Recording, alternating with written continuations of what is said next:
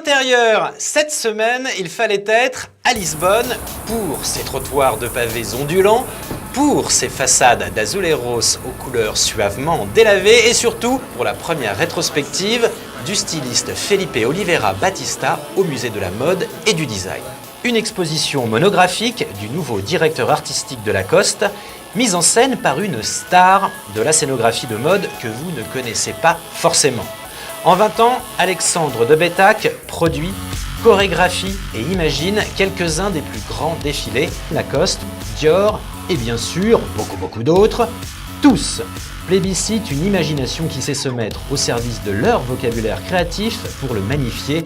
Avec plus de 70 shows par an, ce suractif, passionné de robots et de machines en général, partage son temps entre ses bureaux à Paris, New York et maintenant Shanghai.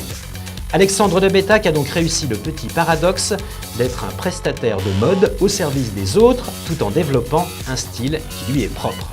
Je pense que le style Betac est un mélange de minimalisme et de maximalisme. Je pense que j'essaye toujours de dire une chose à la fois, de manière très forte, très efficace et j'espère mémorable et émouvante à la fois. L'exemple que vous avez juste derrière moi est assez bon pour ça, j'imagine. Il y a un matériau pour toute la scéno de cette exposition qui est le lac Mirror, qui est donc le miroir, surligné d'un filet de LED blanc pour l'éclairer.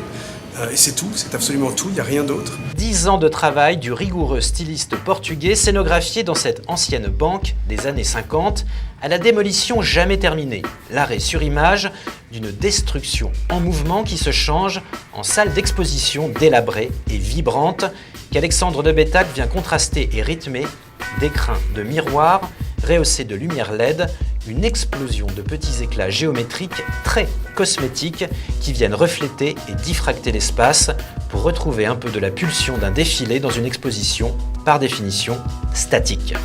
Je pense qu'en grande partie, l'utilisation des miroirs et la manière dont on les a utilisés fait que même en étant statique, on ne sera pas statique parce que selon ce que vous regardez, d'où vous le regardez, comment vous le regardez, vous verrez quelque chose de différent à chaque fois. Donc je pense qu'on invite aussi à regarder les vêtements d'une forme 3D et tourner autour des installations, presque comme s'il y avait encore des corps dedans aussi. On s'intéresse au dos, face, devant et pas juste un mannequin qui est contre le mur sur son fond noir avec les vitres devant. Pour moi, c'était très important aussi que la mise en scène elle soit très ouverte aussi d'un côté sensoriel, que ça soit assez tangible.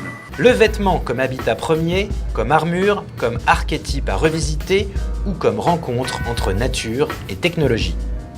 Il y a de la Maserati et du papillon dans chacune de ces premières robes-là. Le visiteur arpente le style rigoureux d'Oliveira Batista qui explose et réassemble en permanence les codes de son époque, un processus créatif qu'il a souhaité partager en ouvrant un morceau de sa boîte crânienne et de ses archives.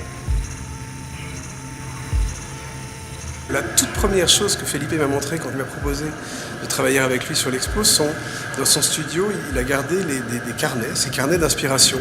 Pour chacune de ses collections, depuis 10 ans et encore aujourd'hui, il fait d'abord des panneaux d'inspiration, comme font beaucoup de gens, mais lui ensuite les met dans des carnets d'une manière très méthodique et très précieuse et magnifique, et les garde tous très bien, ils sont incroyables, honnêtement. Il montrait des dizaines de carnets d'inspiration qui ont chacun des dizaines de pages.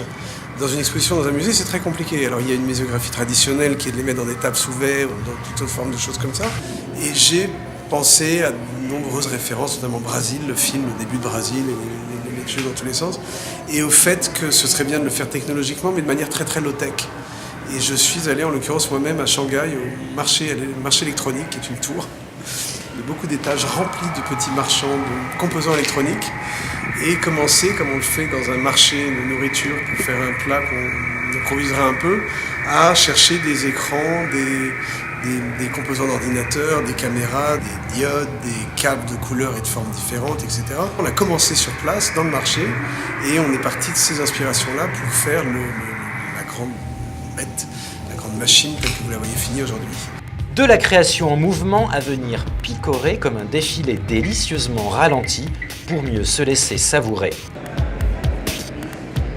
Et le principal intéressé a l'air satisfait.